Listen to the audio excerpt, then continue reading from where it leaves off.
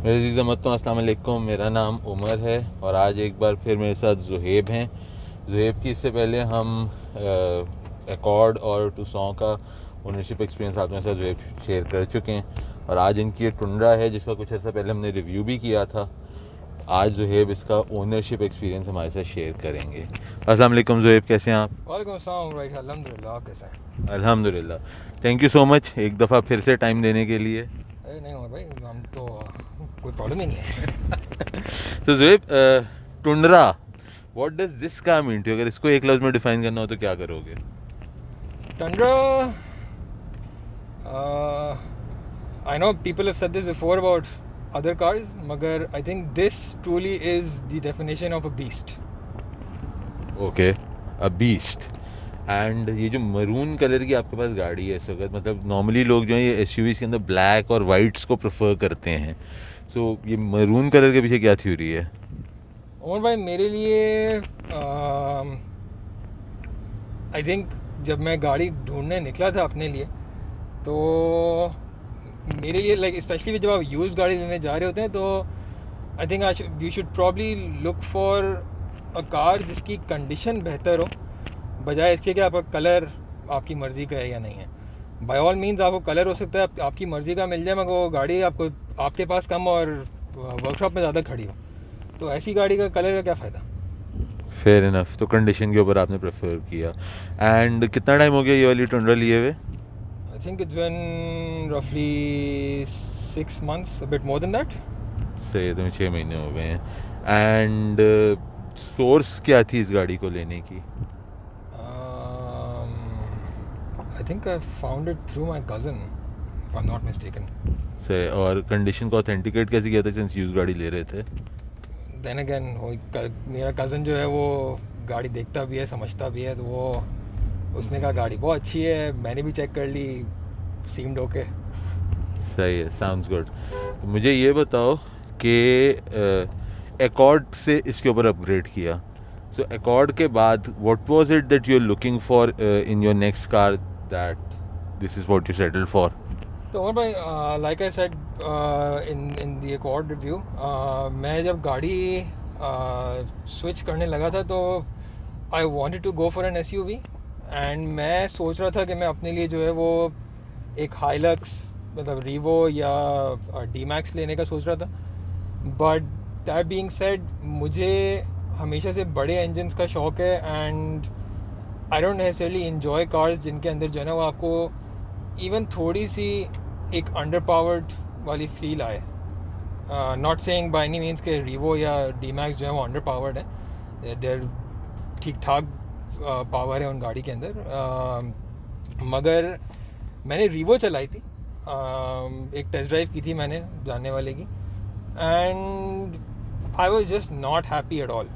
मतलब वो एक रिलेटिवली सीधी सड़क पे, the ride was so bumpy, and for someone जो कि एक सेडान से एसयूवी पे जंप कर रहा है, उसके लिए डेफिनेटली एटलीस्ट मेरे लिए वॉज वेरी इंपॉर्टेंट कि गाड़ी कम से कम स्टेबल तो चले। मतलब वो इतनी बम्पी राइड मुझसे बर्दाश्त नहीं हुई। मुझसे लोगों ने कहा था कि डी मैक्स की ride compare to the Revo is a lot better, मगर देन माई कज़न सेड कि यार एक नज़र टंड्रा देख लो। तो I saw the car, drove it, मुझे जनरली दोनों से बहुत बेहतर लगी। आई गेस थोड़ी बेहतर है भी। एंड या हियर आई एम। सो ये जो लेफ़्ट हैंड ड्राइव गाड़ी है, मतलब हम एक राइट हैंड ड्राइव कंट्री के अंदर हैं और ये लेफ़्ट हैंड गाड़ी चलाना थोड़ा सा एक it's a different driving all together. And वो भी इतने बड़े साइज की गाड़ी जिसको संभाल, मतलब एक साइज है इस गाड़ी का। So how was that transition, because I believe this is your first left hand drive car, right? तो पहली लेफ्ट हैंड ड्राइव गाड़ी और वो भी इस साइज की गाड़ी, तो how did that work for you? Mohan भाई देखिए, मेरे ख्याल से कोई भी एसयूवी में लेता, राइट हैंड या लेफ़्ट हैंड, मुझे कुछ दिन तो प्रॉब्लम होती, क्योंकि जनरली जो है वो आपको एक सेडान से एसयूवी, स्पेशली आपकी पहली दफ़ा अगर हो, तो उसमें प्रॉब्लम तो किसी को भी होनी है। द फैक्ट कि वो left hand drive and a car that was that this big a size, तो मैं फ्रैंकली स्पीकिंग पहले 2 हफ्ते मैं रो रहा था। मैं जब ये गाड़ी चलाता था मुझे सर में दर्द होता था, मैं कंप्लेन करता था अपने जानने वालों को कि यार क्या ले लिया, आई थिंक इट्स बेस्ट कि मैं बेच दूँ। एंड मैंने अपनी अकॉर्ड के ओनरशिप से यही बताई भी थी बात कि मैं for the longest of time मैं सोच रहा था कि मैं अकॉर्ड रख लेता हूँ और टंडर बेच देता हूँ, बड़ी गलती हो गई लेके। बट देन 2 हफ्ते बाद आदत हो गई and I don't think I will have it any other way now. ज़बरदस्त। तो मुझे बताओ, this is your primary car at the moment? This is my primary car, it's my daily runner. And क्या इसकी फ्यूल इकॉनमी मिल रही है और क्या यूजेज क्या है दिन का अप्रॉक्सीमेटली? उमर भाई मेरा इतना कोई ज़्यादा यूजेज नहीं है गाड़ी का। मेरी गाड़ी बहुत ही कम चलती है वैसे तो। एवरेज इसका रफली है कोई, डिपेंडिंग ऑन आप किस तरह गाड़ी चलाते हैं। अगर आप नॉर्मल यूजेज पे रखते हैं गाड़ी को तो मतलब एनीथिंग फ्रॉम 5 to 6। अगर आप थोड़ा सा हैवी फुट रखते हैं तो 4.5। और अगर आपका कभी बहुत दिल चाह जाए इसका इंजन का पूरा इस्तेमाल करने का तो फिर मतलब आप पेट्रोल पंप ख़रीद लें और फिर गाड़ी चलाएं। सही है। अच्छा मुझे ये बताओ कि मेंटेनेंस के लिए किसी डीलरशिप वगैरह पे जा रही है गाड़ी या आपके local mechanic is able to handle the car? How are you maintaining it? और मैं मेरे दोस्त की वर्कशॉप है एक, मैं वहीं से अपनी गाड़ी जितनी भी गाड़ियाँ हैं सबका काम वहीं से कराता हूँ। तो वो इट्स एन एनक्लोज्ड वर्कशॉप, दोस्त ओन करता है तो मतलब एक ट्रस्ट फैक्टर है कि गाड़ी अगर फॉर लॉन्गर स्ट्रेच खड़ी भी हो जाए। Because like I mention in the previous Tucson के रिव्यू में मैंने बताया था कि मुझे पार्ट में जिस तरह की गाड़ियों का मैं शौक़ रखता हूँ, मुझे अगर कोई गाड़ी का पार्ट ना मिल रहा हो, गाड़ी वर्कशॉप पे खड़ी करनी पड़ जाए कभी फॉर एग्जांपल, तो एक ट्रस्ट फैक्टर है, वहाँ गाड़ी खड़ी भी रहे मुझे दुख नहीं होता इतना। सही। और मुझे बताएं कि अभी इसका 5,700 पे एनुअल टोकन क्या भरा है? अभी नहीं भरा? ब्लैंक। मैंने नहीं भरा एक्चुअली, मेरे जिससे मैंने गाड़ी ली थी उसने भर दिया था, उसके बाद से मैंने नहीं भरा। तो मतलब अभी दिसंबर तक का लाइक ऑफ द रिकॉर्ड दिसंबर तक कभी भरना है ना? जुलाई आ चुका है। दिसंबर का भरना है? हाँ, अगर जून तक का भरा होगा ना अगले ने। हाँ वो भरना है मुझे। हाँ भरना है, बिल्कुल भरना है। तो पता चल जाएगा। चलें इसको हम अभी ऑनलाइन हम चेक कर लेंगे कि कितना है, और वो मैं स्क्रीन पे इधर नीचे यहाँ पे लगा दूंगा कहीं कि इस पे भी कितना। और I think commercial number plate पे है तो ज़्यादा होना नहीं चाहिए। कमर्शियल नंबर प्लेट पे ज़्यादा नहीं होगा, दैट इज़ करेक्ट। लेकिन इसका वो फिटनेस सर्टिफिकेट भी आपको फिर चाहिए होगा साथ में। वो मैं अब वो हाथी पाला है तो मेंटेन भी करेंगे। वो इतना लंबा चौड़ा नहीं है, सस्ता है, बहुत सस्ता है। सस्ता है, अच्छी बात है। अच्छा पार्ट्स का आप ऑलरेडी बता चुके हो कि आपको पार्ट्स का अवेलेबिलिटी इज़ अ थिंग, तो कॉस्ट ऑफ पार्ट्स का भी आइडिया है कि चलो बाहर से आते तो हैं, लेकिन what about the cost? Are they expensive और आर दे चीप? उमर भाई मैंने जो पता करवाया था अभी, क्योंकि मुझे इसकी हेडलाइट जो है वो चेंज करनी थी, तो मुझे लोकली मिल रही थी ताइवान, मेड इन ताइवान थी लाइट्स इसकी। वो काफ़ी महंगी मिल रही थी, रफली 70 to 80,000 की, सिर्फ फ्रंट हेडलाइट्स। एंड हमारे एक म्यूचुअल फ्रेंड ही हैं जिन्होंने पता करवाया था, तो मुझे इसकी जो complete set of headlights, tail lights जो हैं वो मुझे कोट हुई थी दुबई से 50 की, 50,000 रुपये की। 50,000 की चारों। और जो 80,000 रुपये यहाँ पे थी, that was a set of headlights या एक हेडलाइट 80,000 रुपये की थी? सेट ऑफ हेडलाइट्स मगर ओनली फ्रंट। मुझे वहाँ से 50,000 की फ्रंट और बैक दोनों मिल रही थी और ओरिजिनल मिल रही थी। सही है। हाँ वो तो जब मैंने उसके लक्सिस का भी मैंने देखा था, वो भी सामान जो है it's as cheap as a Corolla अगर आप दुबई से मंगवाते हो। अच्छा अगेन ये एक सवाल काफ़ी लोगों ने मुझसे वो लक्सिस वाली वीडियो में पूछा था, उसको मैं आप सिंस इट्स सिमिलर वो तो लोगों ने पूछा दुबई से सामान मंगाने का क्या तरीक़ाकार है?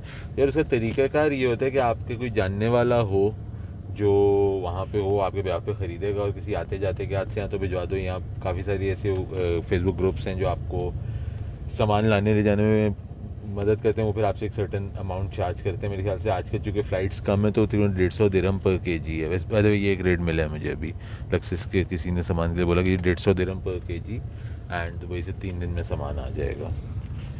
अच्छा, अब मुझे आप ये बताओ कि इस गाड़ी की बेस्ट चीज़ आपको क्या लगती है, एक कोई चीज़ आपको बेस्ट लगती हो? कंफर्ट। कंफर्ट, ठीक है। और एक चीज़ आपको ना पसंद हो इस गाड़ी की? Given a choice I think अगर लेफ्ट हैंड ना होती तो अच्छा होता, मगर फेयर ना, मतलब सही है, आदत हो गई अब।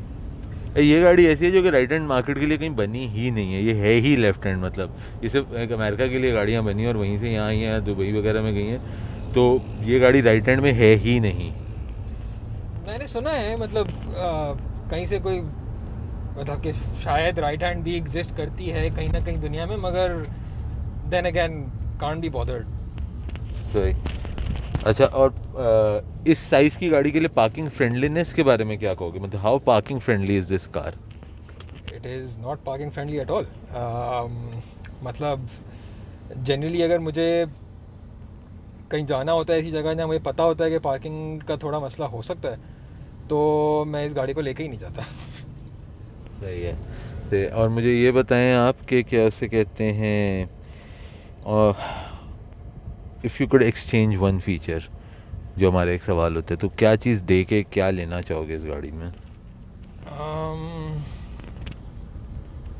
आई don't think it lacks anything to be honest. मुझे इसमें जनरली सभी कुछ जो एक देन अगेन एक यूजुअल गाड़ी में आपको ज़रूरत होती है, इसमें गाड़ी में वो हर चीज़ है। एंड आई गेस इसमें कुछ ऐसी चीज़ है नहीं जो कि मैं देना चाहूँगा फॉर दैट मैटर। मतलब there's So you- nothing wrong with the car that way. So you're happy with it the way it is? Yeah, I guess I'm pretty happy with it. Perfect. And on the scale of 1 to 10, how comfortable is it? 10. 10. And on the scale of 1 to 10, how practical is it? Practical I think वही सिर्फ parking का एक issue है इसके अंदर। चलाने का दूसरा थोड़ा सा इशू है, अगर आप नए नए चला रहे हो तो आपको थोड़ा इशू होता है। तो I guess solely for someone, for a new driver of a car this size, I would say practicality is like 6, but for someone who gets used to it, सिर्फ पार्किंग का मैं एक नंबर काटूंगा तो definitely a 9। सही है। लेकिन fuel economy भी तो उसमें आती है, because everyone can not afford 5-6 की फ्यूल इकॉनमी। मगर भाई अफोर्ड तो मैं भी नहीं कर सकता हूँ। Yet it is a daily driver. मतलब उमर भाई एक चीज़ होती है उसको शौक कहते हैं। वो अब आपको इंग्लिश का हो या उर्दू का हो, मतलब मेरा उर्दू का है जो कि यूजुअली लोगों को इसमें इंग्लिश का भी नज़र आता है कहीं कहीं, मगर then again I guess I am very lucky कि मुझे इतनी गाड़ी चलानी रोज़ पड़ती नहीं है। अगर पड़ती होती तो फिर मैं भी शायद यही सोच रहा होता कि इसकी फ्यूल एवरेज का क्या करूँ। अच्छा, मुझे ये बताएं आप कि आपके अलावा इस गाड़ी को और कोई घर में यूज़, लाइक आपकी वाइफ हैं और आप हैं, तो उन्होंने गाड़ी चलाई है? नहीं, इत्तेफाक है कि उन्होंने अभी तक नहीं चलाई, मगर गाड़ी उनकी वजह से ही अब तक है, वरना बेच दी होती। अच्छा, मतलब इतनी पसंद है तो क्यों बेच दी होती? उमर भाई मुझे गाड़ी कोई भी कितनी ही पसंद हो, मैं जनरली साल 1.5 साल रखता हूँ, देन आई मूव ऑन। मतलब जब तक मैं कोई और गाड़ी चलाऊंगा नहीं, मुझे वो पसंद कैसे आएगी। क्या बात है। अच्छा, एंड अभी अगर बेचने की हमारी बात है तो चलो इस गाड़ी को बेचोगे अगर, तो कुछ अगला सोचा क्या आ रहा है? नहीं, जब बेच देंगे तो फिर देखेंगे, जब गाड़ी नहीं होगी, ज़रूरत होगी गाड़ी की, तो फिर सोचेंगे क्या ले सकते हैं। चले, तो जो हमारे यहाँ पे हो जाते हैं सवालात ख़त्म। अब आपके पास अगर कुछ है जो आपको लगता है कि यार हमने नहीं पूछा इस गाड़ी से मुतल्लिक, तो फ्लोर आपका हुआ। अब आप और भाई लास्ट टाइम आई थिंक जब इसका आपने रिव्यू किया था तो उस पर नीचे गालिबन लोगों ने पूछा था कि is the car for sale और नॉट, जो आपने मुझसे उसके बाद पूछा था। तो technically the car is not for sale per se, definitely not something you will find listed on any of those platforms these days, मगर always open to a decent offer. अगर कुछ दिन अगेन मुझे गाड़ी तंग तो नहीं कर रही, बट अगर मुझे इसके अच्छे पैसे मिल जाते हैं कहीं से तो why not. Sounds good. So what we will do is कि हम ज़ुहैब का ईमेल एड्रेस जो है वो डिस्क्रिप्शन में डाल देंगे। अगर कोई बाइक ख़रीदना चाहता है तो ज़ोहेब साहब direct get in touch and see where it takes you. इसके अलावा कुछ आप बताना चाहेंगे अपनी गाड़ी के बारे में? Actually one more thing, last आपने अपने रिव्यू में कहा था कि रीवो और डी मैक्स वाला यूज़र जो है वो जनरली टंडा नहीं लेगा. I would like to probably I beg to differ. I think इस गाड़ी के बायर जनरली होते वही हैं, बिकॉज मैं खुद उसी प्रोसेस से गुजरा था कि I was going for a Revo और a D Max and then I actually went for a Tundra instead. I think generally usually वही लोग इसको कंसिडर करना चाहेंगे. Then again I could be wrong. Thoroughly respect your experience in that matter, but yeah, just my 2 cents. The reason I said that कि वो Revo D Max वाला buyer इस पे नहीं आता, जो आपका जो usual Revo and D Max वाला बायर है ना, उसके लिए this is too big and fuel economy पे बहुत हैवी है. एंड वो जो रीवो डी मैक्स की जो मैन्यूवरेबिलिटी है वो इस गाड़ी के अंदर आपको नहीं मिलती, which is why I said what I said. But yes, comments में भी लोगों ने कहा था, so I could be wrong. I mean ज़रूरी नहीं है कि मैं हर चीज़ ही सही बोल रहा हूँ. इंसान ही हूँ.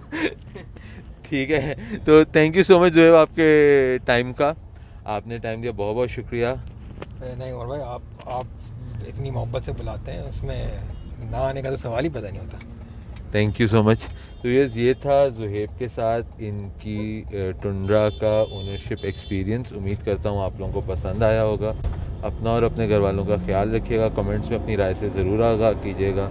अगली दफ़ा तक के लिए अल्लाह हाफ़िज़.